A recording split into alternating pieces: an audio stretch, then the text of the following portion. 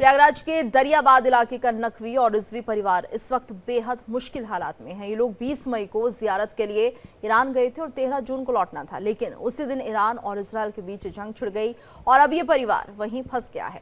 दवाइयां और पैसे खत्म हो चुके हैं और अपनों से बात करना भी मुश्किल हो रहा है। यहाँ प्रयागराज में परिवार के लोग बेहद परेशान हैं, आंखों में आंसू हैं और दिल में सिर्फ एक उम्मीद कि भारत सरकार जल्द से जल्द कुछ कदम उठाए और उनके अपनों की वतन वापसी कराए।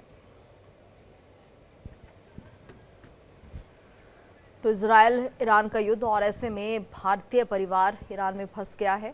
प्रयागराज का ये परिवार है जो ईरान जियारत करने के लिए पहुंचा था, लेकिन उसी वक्त यहाँ पर ईरान और इजरायल का युद्ध छिड़ गया, जिसके चलते ये परिवार वहाँ पर फंस चुका है। ऐसे में परिवार को भारत सरकार से दरकार है कि जल्द से जल्द उनको सुरक्षित भारत वापस लाने के लिए कुछ किया जाए, क्योंकि परिवार के पास ना अब खाना बचा है और ना ही दवाइयाँ बची हैं। ऐसे में ये भारतीय परिवार परेशान हो रहा है और जल्द से जल्द भारत पहुंचने के लिए भारत सरकार से गुहार लगा रहा है। तो ईरान में फंस गया है ये परिवार, प्रयागराज का रहने वाला है और जियारत करने के लिए ये लोग ईरान पहुंचे थे और उसी वक्त इजरायल और ईरान की जंग शुरू हो जाती है, जिसके चलते परिवार को मुसीबत का सामना करना पड़ता है। ना इनके पास पैसे बचे हैं, ना दवाइयाँ हैं और ऐसे में वहाँ रहना सुरक्षित भी नहीं है, जिसके चलते भारत सरकार से लगातार ये वतन वापसी की अपील कर रहे हैं।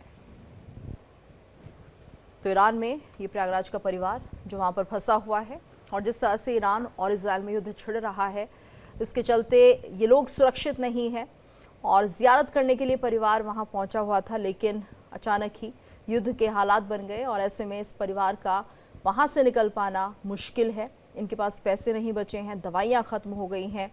ऐसे में भारत सरकार से लगातार ये गुहार लगाई जा रही है कि इनकी सुरक्षित वतन वापसी कराई जाए और फिलहाल भारत सरकार की तरफ से भी एहतियातन बड़े कदम उठाए जाएंगे। हालांकि कहा यह भी जा रहा है कि ईरान ने अपने बॉर्डर्स खोल दिए हैं और ऐसे में जिन लोगों को, जो प्रवासी हैं, अगर इस रास्ते बाहर निकलना है तो जा सकते हैं, किसी तरह की रोक टोक उनके लिए नहीं होगी।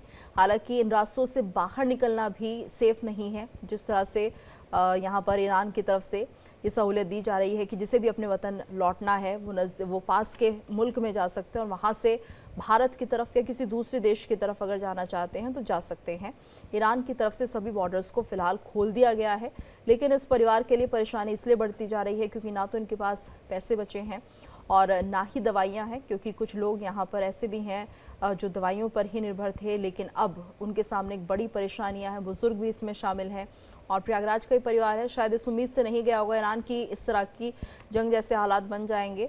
और ऐसे में भारत सरकार से अपील की जा रही है इनके द्वारा, इनके परिवार के द्वारा, कि इन लोगों की सुरक्षित वतन वापसी कराई जाए। तो इजरायल ईरान का युद्ध, जिसके चलते भारतीय परिवार की मुसीबत यहाँ बढ़ गई है और इस परिवार के परिजन लगातार परेशान हो रहे हैं। भारत सरकार से कह रहे हैं कि जल्द से जल्द इन लोगों को वापस बुलाया जाए। हालांकि ईरान की तरफ से ज़रूर ये कह दिया गया है कि जिन लोगों को निकलना है वो दूसरे देश की तरफ जा सकते हैं और वहाँ से भारत के लिए कोई फ़्लाइट ये ले सकते हैं या वहाँ भारत सरकार से अपील की जा सकती है, जिसके चलते इन लोगों को वापस भारत लाया जा सकता है। लेकिन फ़िलहाल कोई रास्ता इनके पास नहीं दिख रहा है। बहुत, क्योंकि वहाँ पे अब नेटवर्क की बहुत दिक्कतें हैं। मतलब इवन जो लास्ट मेरी बात हुई थी वो कल हुई थी और क्योंकि नेटवर्क की दिक्कत थी तो पूरी मतलब साफ बात नहीं हो पा रही थी। और टूर हमारा जो गए थे, जिस टूर में ये लोग गए थे, वो 24 दिन का था, जिसमें कि पहले इराक जाते थे, उसके बाद ईरान जाना था। क्योंकि अब इन लोग की वापसी भी 13 तारीख की ही थी, तो जो पैसे भी थे वो सब, क्योंकि सबको ये था कि हमें वापस जाना है, तो सारे पैसे भी लोगों ने शॉपिंग में खत्म कर दिए क्योंकि वापस जाना है। पर क्योंकि सेम डे 13 को ही अटैक हो गया, तब से वो लोग वहाँ स्टक हैं। अब हालात वहाँ पे इस टाइम ये है कि ना उन लोगों के पास पैसे हैं और जो दवाई भी ले गए थे, क्योंकि टूर 24 दिन का था, लोग उसी हिसाब से ही ले गए।